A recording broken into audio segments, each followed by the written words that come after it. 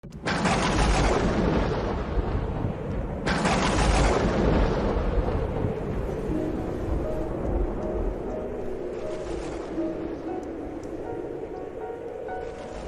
aquel tiempo dijo Jesús: «Ay de vosotros que edificáis mausoleos a los profetas a quienes mataron vuestros padres.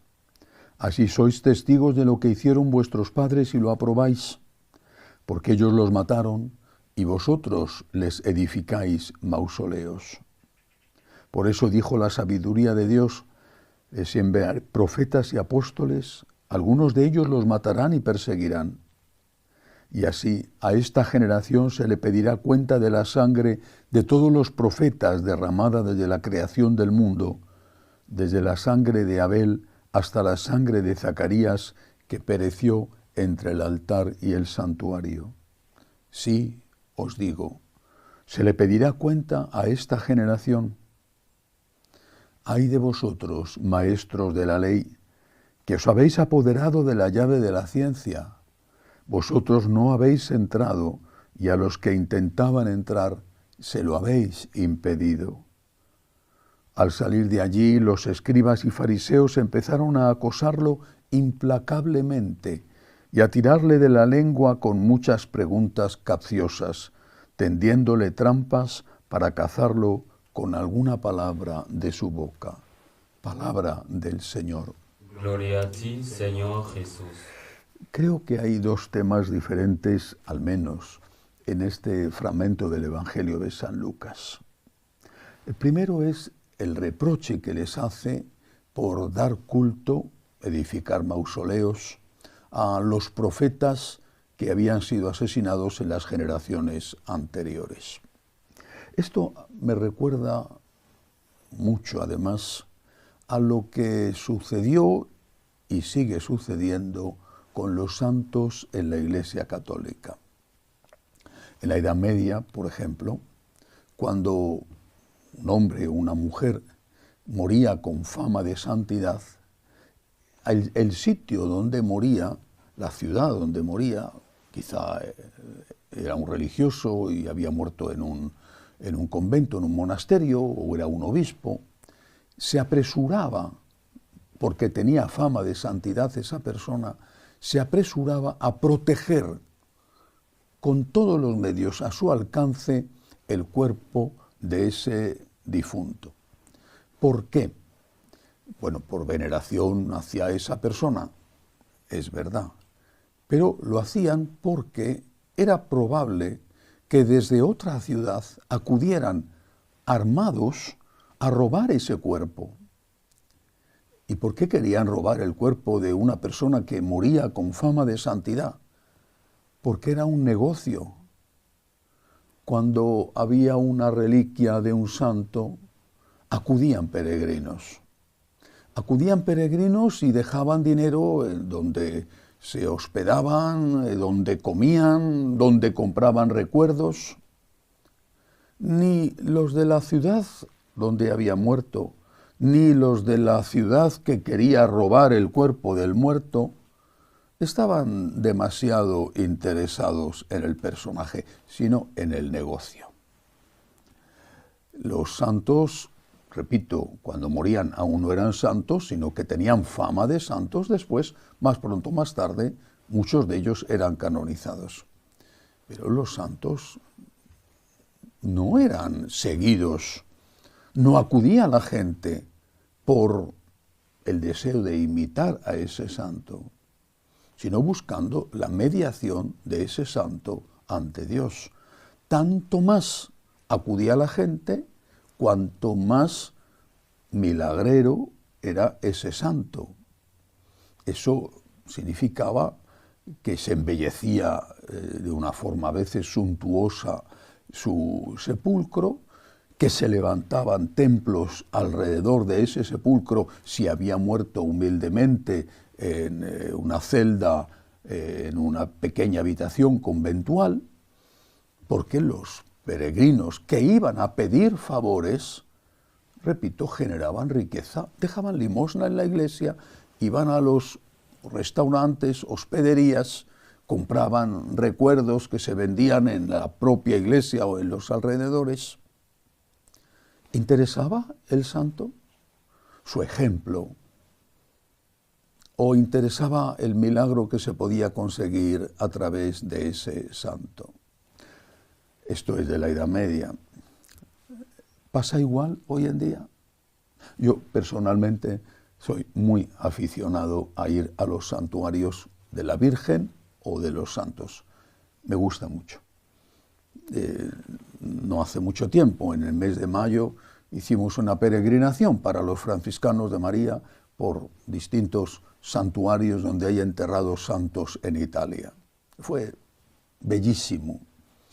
Fue realmente una gracia de Dios estar junto al cuerpo de San Pío de Pietrelcina o junto al cuerpo de San Agustín, o junto al cuerpo de San Antonio. Fue realmente bellísimo. Momentos inolvidables.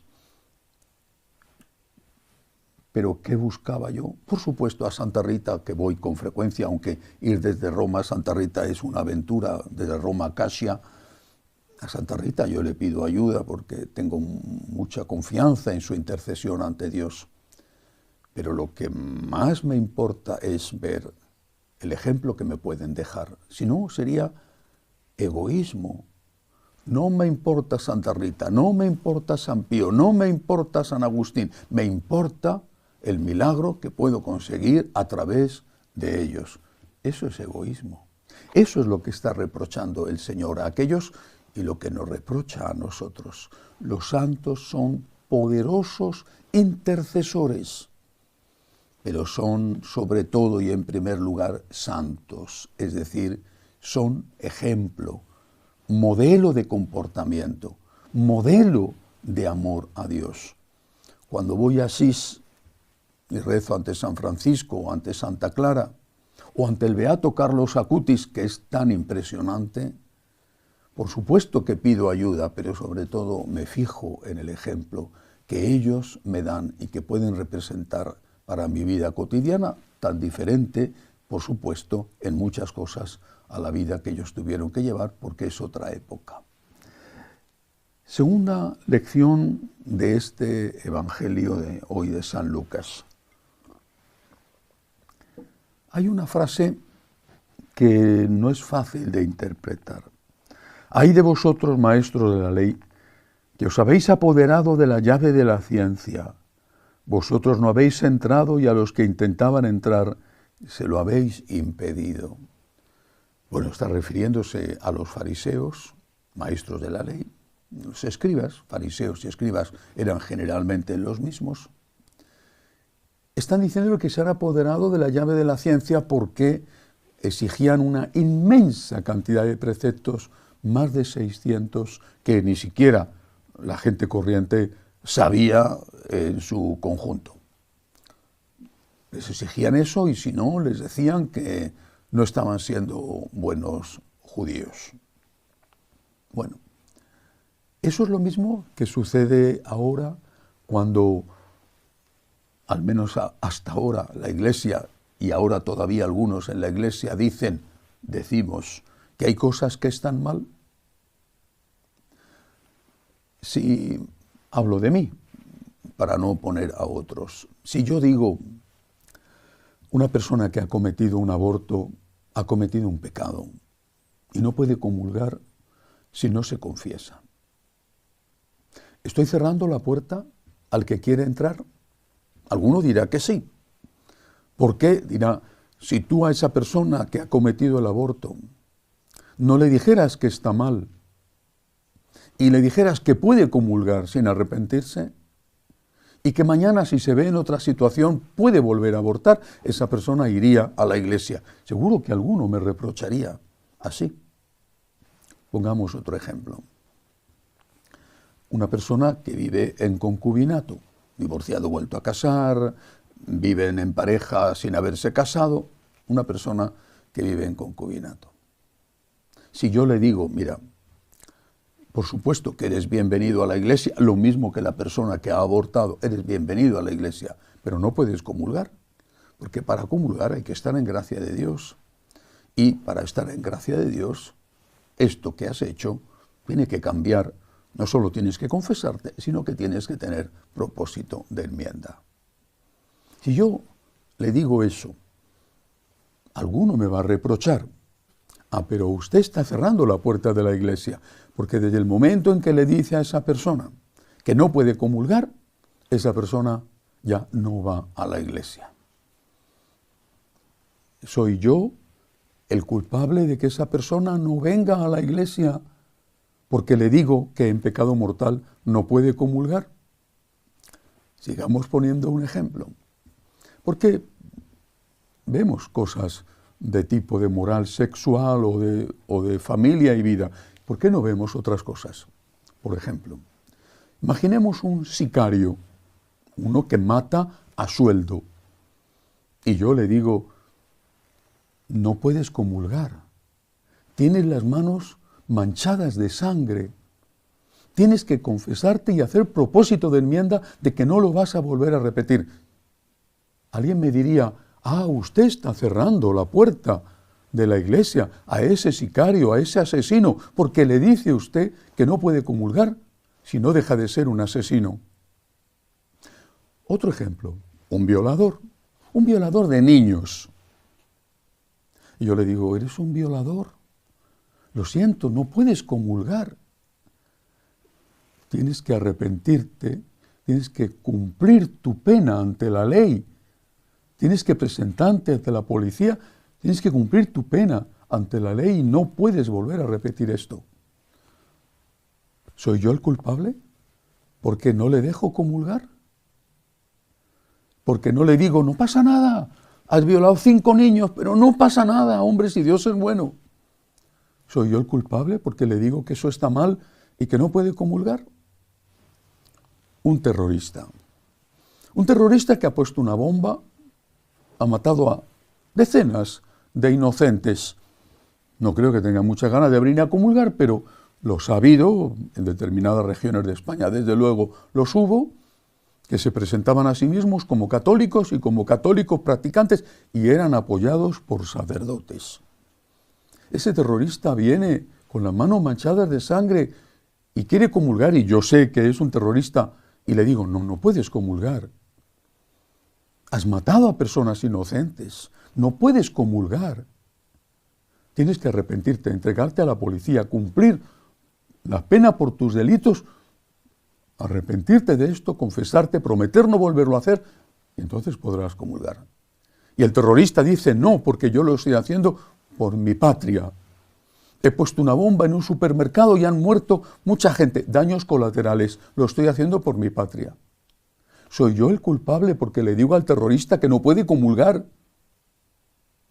¿Soy yo el culpable de que se aleje de la iglesia? ¿Por qué hay pecados que se pueden decir, esto es un pecado, no puedes comulgar si no te arrepientes, y otros pecados no se puede decir? ¿Matar a un niño en un aborto es menos terrible que matar a una persona adulta con un disparo? ¿Lo que hace un sicario? Matar a una persona adulta es un crimen y matar a un niño inocente no lo es. Cuando decimos los sacerdotes que hay cosas que son pecado y que no se puede comulgar si uno no está arrepentido, tiene propósito de enmienda, no estamos cerrando la puerta de la iglesia. Estamos abriendo la puerta del cielo, porque sólo así esa persona podrá arrepentirse, podrá pedirle perdón a Dios y podrá empezar una vida nueva, dándose cuenta de la gravedad de lo que ha hecho. Hoy los fariseos no son los que vamos contracorriente. Hoy los fariseos son aquellos que dicen lo que el mundo quiere escuchar y que se someten a la tiranía del mundo. Pidámosle al Señor que no nos falte la firmeza para defenderle a Él siempre. Que así sea.